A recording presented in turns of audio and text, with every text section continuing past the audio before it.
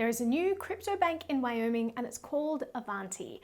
I'll explain why this is huge news for the crypto space, but first, some quick headlines from the week. Remember in 2017 when JP Morgan CEO Jamie Dimon called Bitcoin a fraud? Well, this week, JP Morgan completely changed their tune in a note to investors. Here are the takeaways. Bitcoin has considerable upside and better competes with gold as an alternative currency. Millennials favor Bitcoin over gold, which sets Bitcoin up for success as millennials become more active market participants. Crypto will be more valuable if people actually use it to pay for things.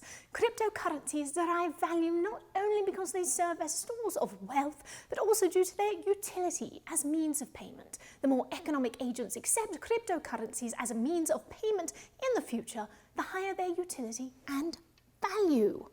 I actually agree with all of these points, but it is funny to see their complete 180 from just 3 years ago.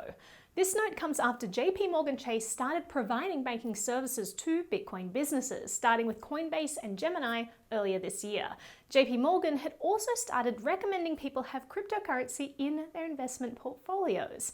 But this latest news is the most positive review of Bitcoin we've seen yet from the banking giant. Meanwhile, JP Morgan Coin also went live this week. More details on that in my weekly CryptoBeat newsletter.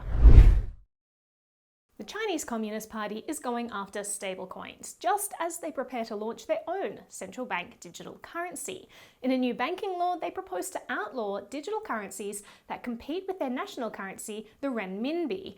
They say, to prevent risks associated with virtual currency, any other legal entity or individuals cannot issue or sell tokens to replace the circulation of the renminbi. Tether's Yuan stablecoin would be just one of the coins outlawed if this proposal goes through. This week, China also had mass arrests of people using Tether on online gambling sites. The People's Bank of China warned would-be online gamblers, any disguise can't escape high-pressure supervision.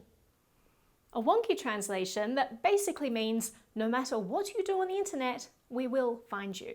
As other countries also come close to releasing their own central bank digital currencies, it begs the question, which country will start going after stablecoins next? Remember that old government maxim, why deal with competition when you can make the competition illegal?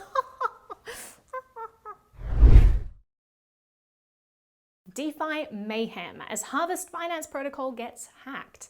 Tens of millions of dollars were drained from their pools and swapped for REN BTC.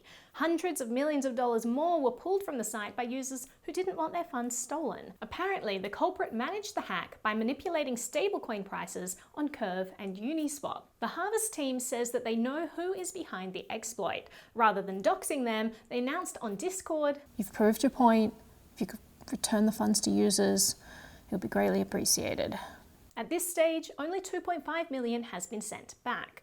The platform had over $1 billion locked prior to the hack.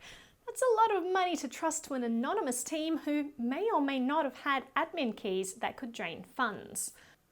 It now has under $300 million locked. Kraken CEO Jesse Powell summed up the situation eloquently. Stop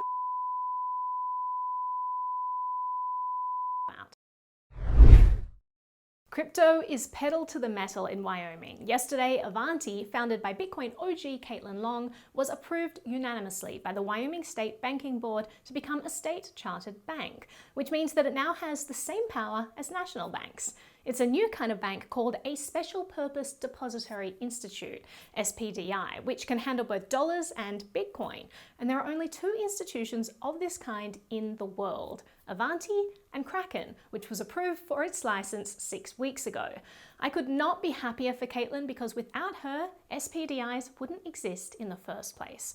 Now, why is this important? Well, historically, companies in the crypto industry have had major trouble opening bank accounts. Cryptocurrency is a high-risk industry. Blockchain companies like LBRY had their accounts closed without warning, which can be devastating for those that need an account for on-ramps or to cover payroll or taxes for their company. But these special purpose depository institutes will be 100% reserve banks, which means that they will not require FDIC insurance and can bypass the FDIC entirely if they so choose. Wait, What? As Caitlin Long told me, the impetus for this was that the traditional banking industry was slamming doors on crypto companies right and left. What Wyoming did is said, all right, FDIC insurance is optional, and we're going to make a 100% reserve requirement bank. The competitive advantage is that the crypto world will have its own Fed master account, which doesn't exist today. What is a Fed master account? The Fed master account allows the crypto companies that have these bank licenses to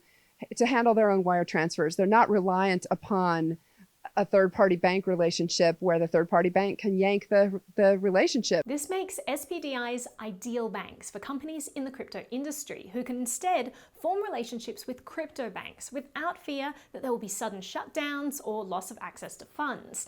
And it can put some companies like exchanges completely in charge of their finances, and their banking service can be seamlessly integrated into existing exchange services, providing customers a better infrastructure and experience. Caitlin said SPDIs are currently the only type of US financial institution that can provide final and simultaneous settlement of trades between digital assets and the US dollar, because it is the only type currently approved to handle both within the same legal entity. These institutions are also being dubbed the BitLicense killer. There actually is federal law that prohibits states from discriminating against other states' state-chartered banks. This could be a way for more businesses to open up services to New York customers without having to get a BitLicense. Caitlin adds a disclaimer that, of course, until someone goes through the process of litigating this, we won't know definitively, but it sounds very interesting. Avanti was also approved to launch a tokenized US dollar, Avid. Nicknamed the Stablecoin Disruptor, it will be issued initially on Liquid and Ethereum and perhaps other chains down the road.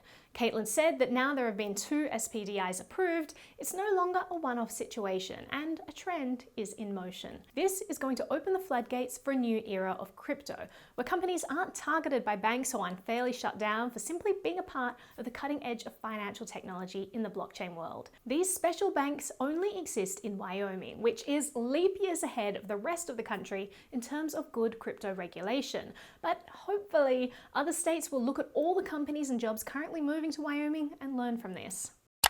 This week's highlighted Cointree message is from David Bond, who says, "I love Cointree and have been recommending it to everyone. Tell us how we can help you keep improving it. I want to support this project." Huge thank you, David. Your support is greatly appreciated. I guess to answer your question, just keep telling content creators that it is the best way to earn crypto for their work and that they can even use it to receive crypto super chats during live streams. If you'd like a message read on the show, visit cointree.app/Naomi Brockwell. If you found this summary of the news helpful, you should also check out my weekly Crypto Beat newsletter. Catch up on all the latest news in under 5 minutes. Subscribe at naomibrockwell.com/CryptoBeat.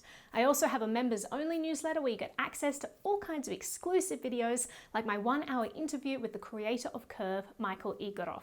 Thank you so much for watching this video, and don't forget to like, share, and subscribe.